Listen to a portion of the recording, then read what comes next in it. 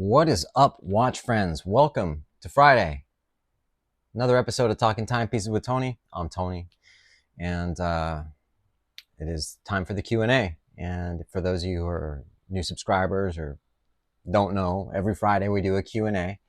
And if you would like to participate, ask your question, just ask your question in the comments below, and it'll be featured.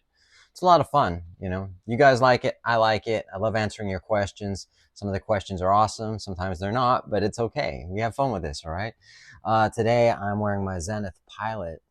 I put it back on the original strap because sometimes you just got to do that. And I apologize for my kind of lower key approach today. Sorry, man. I was at the Zenith event last night, which was amazing, and I just unbelievable, great time. So, and also a couple of other things, but you know, we're here now for the Q&A. Let's roll the intro and we'll get into it.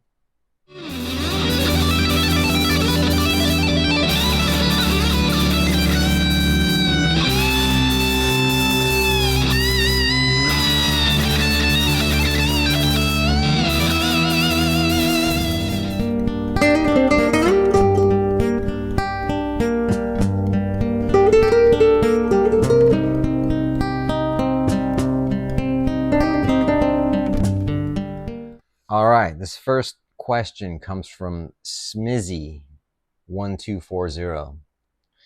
And I almost want to do a whole video just on this question. I might do that. Tony, what is your Grail watch? Would you ever sell off your collection to purchase it and become a one watch guy? There's a long answer to that and a short answer. And the short answer is hell no. I don't know if you're a new subscriber or viewer, but I have several Grail watches. Now, my first Grail watch was a Rolex Datejust, and you know, getting one of those was like the for me the end of it, and I loved it, you know. And but you go down that rabbit hole, and you know, I'm a watch guy. I'm not a one watch guy. I'm a watch guy. So, you know, when it comes down to it, you know, I've got every Rolex I've ever asked for. You know, I have the GMT Master 2 Batgirl. That's a Grail watch. The Submariner is a Grail watch.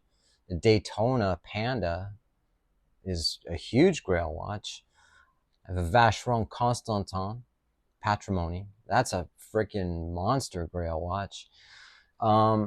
And I'm not one of those collectors that go, this is what I want and where I'm going to stop at. You know what I mean? I just don't look at watches that way. I don't have one watch that I can just go for. Okay, once I get the Patek Philippe 5711, that's it. That's my Grail. I'm done. I just don't approach it that way, you know? If that were the case, I would have it, you know? I could sell off some of my watches and get whatever, you know? But so no, I don't look at the watch world like that, you know? I just appreciate everything, and if I like it, I'm gonna buy it.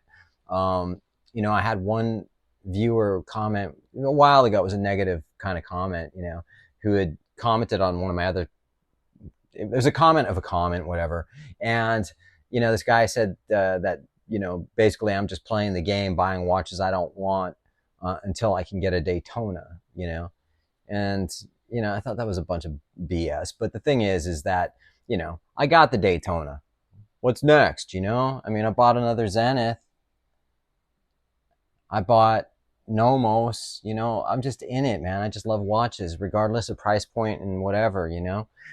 So I know some people have that like one and done, you know, and that's fine too. You know, not everyone is a huge collector and goes down that rabbit hole, and they are a one and done. Some people just have the one Rolex, the Rolex Submariner, or whatever it might be, and that's it, you know. But when you're in it like the way I'm in it, and a lot of you guys are in it, it's like you just don't stop. You get your Grail watch, and then you might freaking sell it because you realized, you know, I mean, so there's a whole video to that, and I you know, but no, there's just no such thing as that to me. It doesn't exist. But I thank you for your question, man. The next one comes from Patrick T. 7338. Hey, Tony, great watch. Thank you. I'm not sure which one you're talking about, but I appreciate it. I appreciate the time and effort for all your videos, and I appreciate that you appreciate that. Does Zenith give discounts at the AD? Since it's not a brand that holds its retail value as much, I was wondering if it was common for a Zenith AD to give a discount. Thanks again. Yes, you can ask your AD. You know, every AD is different, and they have different rules and, you know, different policies and procedures on the way that they would sell a watch. It never hurts to ask. In a case for Zenith, as well as like Omega, not Rolex, not Tudor as much. Of course, not AP or Vacheron, dependent, you know what I mean? And boutiques in general don't usually give discounts. They might give you a strap or a bottle of wine or champagne or whatever. But, you know, I can tell you that my AD is Bindi Jewelers, and they do give me a discount on my Zenith watch. And I can tell you King Jewelers in Nashville will give you a discount if you ask politely. Having said that, if you go to somewhere like Fink's Jewelers, they don't sell Zenith, but they sell, you know, just Rolex, Tudor, Cartier, Breitling, yeah, a lot of brands. Grand Seiko. They don't give discounts at all, but what they do is they give you like rewards points, like towards future purchases. So it just depends on the AD. But if you go to the AD and ask, then that's all you got to do. Thanks for your question, man. This one comes from Randall Lord, 1787. Tony, long-time viewer, first-time commenter. Thank you, man. I'm getting married in 2 months and think I have a good shot at getting the Batgirl from the AD very soon. I currently have a 224270 and also have a black alligator strap for it. My question is, should I buy the Batgirl and wear it for the wedding with a black tux, or should I keep with the 224270 and pass on the Batgirl? I can only keep one and will not get rid of a watch I wear when I get married, so it will need to serve me well in the future. I also have a blue Aquaterra that I would consider wearing. I know the question is specific and unique, but curious to hear your thoughts on what you would do in this situation. Getting married, well, congratulations, man. You know, I date psycho chicks, man, so I can't imagine that would ever get me out. Like, okay, I'll wear a watch that I don't even care about, because if I get divorced, I can throw the watch away. But 224270, is that an Explorer? It's an Explorer, isn't it? You'd put a black alligator strap on that? I think it could look good. I'd just prefer them on the bracelet for some reason. Okay, if you have the chance to get a Batgirl, then I would get the Batgirl. I mean, again, this is just me, but Explorers are relatively easy to get. The Batgirl, the GMT Master 2, is still very difficult to get, you know, and I think you would really like that watch, having known you for as long as I've known you. Actually, I don't know you at all, so it's up to you, man. The GMT Batgirl would work well with you know, you can wear whatever you want with whatever you want. You know what I mean? I mean, if you're gonna wear a black tuxedo, will the Explorer look better with a tuxedo? Well, it's black on, and then you got black, right? So, but you know, it's up to you. I would go for the Batgirl, and then maybe get another Explorer down the road if you're gonna have to sell it. Thanks for your question, dude. I appreciate it. This one comes from Jake-D as in dog 5Q. Hi, Tony. Great video. Thank you.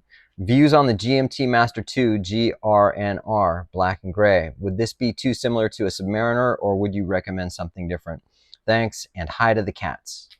The cats are right here. Well, one of them is. I don't know where Paco is. Uku's right here. Oh, I'm sorry, Uku. I didn't mean to wake you up.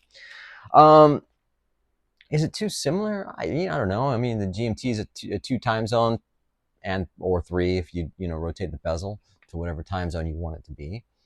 The Submariner is a dive watch. They do. You know, a lot of the Rolex line have very similar aesthetics, don't they? They all have like oyster cases and whatever. But I don't see anything wrong with having a Submariner and a GRNR, man. That's a beautiful watch. It's low key, you know what I mean? But Yeah, I mean, I don't see any issues with that whatsoever, man. I mean, what would be ideal would be like having the Submariner with no date, and then the GRNR. Say, for instance, the Submariner and then the GRNR on a Jubilee bracelet because the sub is only on an Oyster bracelet. You know what I mean? So, anyway, thanks for your question, man. I appreciate it. Uh, Jake hyphen D5Q. Hi, Tony. Great video. What are your views on the GMT? Oh my God. What the hell? Did I just print out your question twice? I did. Sorry about that, man. Um, Next question comes from Paul Green. Paul, this says, I'm sorry, I had to write your question out, Paul. I didn't get a chance to print it out. Hi, Tony. Still loving the videos. Thank you, Paul. I'm planning a trip overseas next year. I bought a new Sub 41 about a year and a half ago, and I'm concerned about traveling to tourist hotspots around the world. I'm thinking about a Hamilton khaki field or something. I wouldn't be concerned about getting it wouldn't be concerned about getting stolen. What are your overall thoughts on Hamilton? Any better options that won't break the bank? The the Hamilton khaki field. I mean, is why I love that watch. I've had several of them. I've sold them only because people literally ask me, "Hey, I love that watch. Do you want to sell it?" I'm like, "Yeah, dude, I'll give it to you." Or I think I've even given one away. But at the same time, the Hamilton khaki is just overall, it looks good. It's not expensive, super reliable, super accurate. A lot of people don't know Hamilton was initially a brand from Pennsylvania, and I know the city, and I just can't think of it right now. Then they shifted over to Switzerland, and they're just a phenomenal brand. If you take a look at the Murph watch, 38 millimeter, also they do that now in the white dial, which is pretty cool. So yeah, Hamilton, you can't go wrong. Other than that, get a Casio or something. Thanks for your question, Paul. Always appreciate it. Next one comes from Mike Lewis 2456.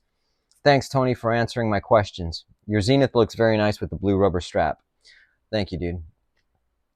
I picked up a Rolex 116622 2018 rhodium dial in excellent condition with B&P box and papers at a very good price. It's a Marmite watch. Would either love it or hate it.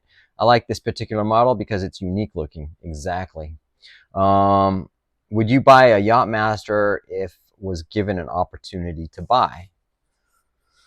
You've been a viewer for a while, dude. You know what my relationship is with my AD. Yeah, I can get a Yacht-Master, and without a doubt, without any issue at all whatsoever. And no, I'm not really a Yacht-Master fan. I'm more of it would be a Submaster. Yeah, Submaster, Submariner. Sorry. I like subs. Yacht-Masters are real close to the oh my gosh, they're very, very close in aesthetic, right? So nothing wrong with them. Just yeah, I could get one, and if I asked for one, I'm sure it'd be allocated to me rather quickly. But not really interested in purchasing one. Thanks for your question, man. This one comes from Beetlefang. Tony, I really like your Zeniths.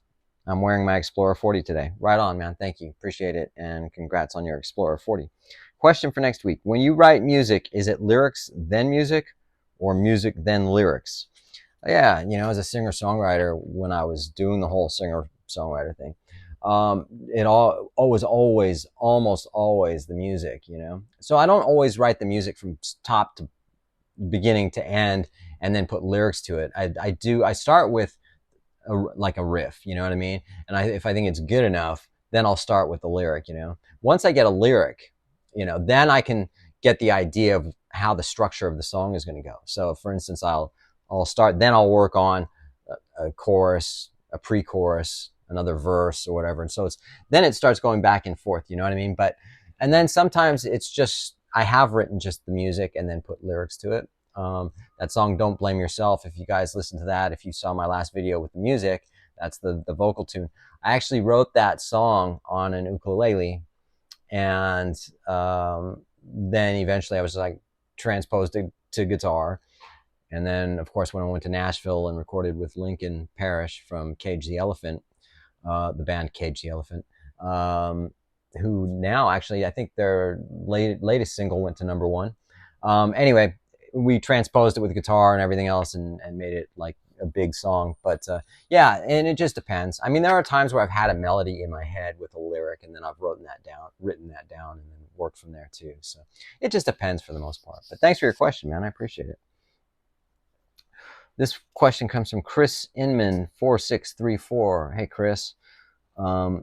Great video, Tony. Love the content. Thank you, man. Appreciate it. Seriously, you've been on a tear buying watches this year. A lot of those watches you've invested some serious coinage in. Question: with all your recent watch purchases, do you ever find yourself thinking I should slow down and maybe spend a little more time with enjoying each watch that I've purchased? I myself contemplate the amount of money I've got tied up into each watch, and then I guilt myself into wearing a different watch continuously. I guess what I'm trying to say is I have to wear the watch to justify, in my mind, the amount of money I've spent. Does that thought of money ever cross your mind? Yeah, a lot. I mean, I've spent a fortune in watches. And, you know, it's that whole thing that when you're in that rabbit hole and you just want to continue to buy watches. I've had to sell some watches, don't get me wrong.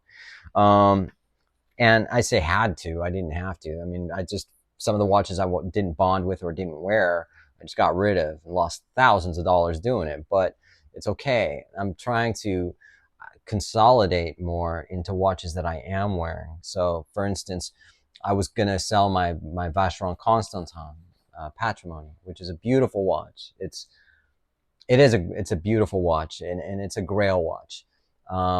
It needs a service, it's been sitting for so long. It does need a service. If I take it to Vacheron, it's going to cost $1,000, and the interim of it, it's like, and I don't wear. I started trying to wear it more, you know what I mean? But it's so dressy. And I can wear it with a t-shirt, but it's just one of those watches, you don't want to bang or scratch, So I think of something like that, and I go, okay, maybe I'm going to sell it. And then I've been saying that for a while now, but I've already got a deal in the works with a new watch. So, but yeah, man, I get it, man. I get it. Thanks for your question. Raphael Olivia 6425. Tony, thanks for the content. I'm impressed with your vast knowledge of so many watch houses. Thank you. I appreciate it. All day on the Batgirl over the Daytona. He's referring to, I think someone had asked me about, do I prefer the Daytona or the Batgirl? And I prefer the Batgirl. It's my favorite Rolex. My girlfriend has the two-tone with the dark diamond dial and the yellow gold with the white face, and I can't read either one to save my life. I acquired a two-tone and a stainless steel Santos after seeing your videos. Awesome, man. This has stirred my interest in Cartier in general. I love my ceramic Submariner, but I'm considering adding another diver. Is there any way you could find out the skinny on the Calibre de Cartier W7100057 diver? It is a discontinued model that has caught my attention. I'll look for your Friday video to see if you can help me out. I hope you and all your subscribers enjoy wearing the watches they love in good health. From the 305. Hey man, that's really awesome of you to say that about all my subscribers and wearing your watches in good health. That's just, there's so much like anger and hatred in this small little world with some people. We all got to be fucking cool with each other. Last night was a perfect example of that, man. Last night I had a guy gonna try on the new Zenith and put down his FP Journe, and I looked at it and I was like, excuse me. Excuse me, sir, can I touch your watch? He's like, dude, try it on. Where? Like really cool. I love that about watch people, And most of the hatred comes from the online troll stuff, you know what I mean? But anyway, let me get to your question. That watch is a unique watch, man. It is discontinued, obviously. It is a diver, and it's one of those watches that you just don't associate Cartier with, And that reference and that caliber, I don't know, I think it could either be an Etta. I don't think it's going to be a Solita, but I think it would be either an Etta. I don't think it would be a Girard Perregaux either, but I'm not 100% certain on it. I do like the watch. I think it looks pretty cool. But if any of you guys, any of my other viewers know anything about this movement, please comment down below and help this dude out. So thanks for your question, man. I appreciate it. Next question. Hey, Tony, thanks for the vid. Not too sure if this is where we ask questions. You got it right, man. But if it is, my question is, what brands, if any, are better quality fit and finish than Rolex, but are not at Patek, AP, and VC price points? Not too concerned about precious metals, would prefer steel. I don't know what price point you're talking about, because if you're going from Rolex to Patek, obviously, you know, I mean, Rolex are just beautiful watches. You know, their fit and finish is done very well, you know, but at the same time, if you're like, especially if you're talking about a dive watch, you know, you can go with like a Breguet Type 20, but you know, you're looking pre-owned. You know, you can get those for like $6,000 pre-owned.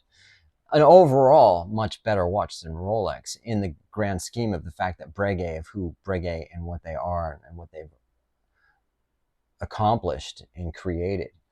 You know, it's one of those things. I mean, and I get where you're coming from with that as well. It's in a sense, Rolex is a flex too, isn't it? You know, but they're super comfortable and they look really good. You know, whatever. You can also get a Blancpain 50 Fathoms. Probably have to pick that up on the secondhand market as well. But you know, any of my viewers have some input on that, I'd appreciate it. Thanks for your question, man. Bobby381. Hi, Tony. A big all right, mate. All the way from Shropshire, England. Thank you, man. Big fan of your channel. Thank you. I think we share a few of the same watches in our collection. I often wear the Black Bay 58, the Blue OP, or I'm sorry, the Black Bay 58 Blue, OP 41 Green, and the Air-King in rotation. That's awesome, man. The Air-King is a 2016 model based on the Milgauss case. So it has an oyster case. I guess it was my first luxury watch. Have you considered the Air-King, and if not, why? I think that would look great on you. Thanks, man. Thank you. That's so weird. I've turned down the Air-King several times from my AD. I think it's too busy, you know, with the numbers and things like that. But then I tried one on again, and I was like, you know what? This doesn't look too bad. You know, so I don't know. I might consider it down the road. But for the most part, it wasn't ever anything that was on my radar. I mean, it's been on my radar, but it's not something that was on my radar as a purchase. So, but you never know, man. Thanks for your question. We're going in some time here. This comes from Loves All Bikes 279. Hi, Tony. Just discovered your channel a couple weeks ago. Thank you, man. Appreciate it. I appreciate your no bullshit approach, and it's obvious you are authentic and knowledgeable. I appreciate that, man. I also love that you like what you like and don't give a F. I like watches that are legible and tend to be drawn to a simpler dial. What kind of watches would you recommend in the 3,000 to 6K range? I like the older Omega Planet Ocean, but heard the movements aren't great. Glasuta, but can't afford one. So you're talking about a Glasuta original. You can't afford one that new. Omega Aquaterra with the plain black face. I know that a little more on the dress. I know that's a little more on the dressier side. The 39mm Rolex Explorer, Tudor Black Bay Monochrome 41. Don't love the hour hands on the Tudor. Yes, I'm all over the place, but just learning and trying to educate myself so I don't regret a purchase. Since I discovered you, I look forward to new videos from you. When I get some time, I'll go back and watch your older videos. Thanks, dude. I appreciate it. Yeah, you're kind of all over the place, but it's okay. Have you thought about the Tag Heuer Aqua Racer? You know, that's one that's it's a 300 meter diver. It's about $3,800. Omega Aquaterra. It's a little more on the dressier side. You can go with the Oris Aquis. That's a 300 meter water resistant. I think about $3,700. And I don't know. You can go with a Omega Seamaster 300, you know, S&P 300. Those are great watches, man. I think those are about $5,500, you know, you put that on a rubber strap or a bracelet. They're amazing. I had one, 42 millimeters, but still. Thanks for your question, dude. Next question, last question comes from Lion5352-Z1S. What do you think of Bulova watches, Tony? In particular, the new Red Moon Bulova watch. Bulova make great watches, man. I mean, they're super reliable. They're, you know, they're robust. I don't own one. I think they're also one of the first ones to go to the moon besides the Speedy, you know. And are you talking about the lunar? The lunar, right? 300 looks cool, but you can't go wrong with a Bulova. You know what I mean? It's not anything like high horology or Swiss luxury or anything like that, but it doesn't matter. If you like it, then buy it. You're not going to have any issues with it, you know. And if you do, I mean, they're really reliable watches, man. You can't go wrong. So having said that, I appreciate you guys as always. Thank you for liking, subscribing, and doing all that stuff. We'll see you on the next one.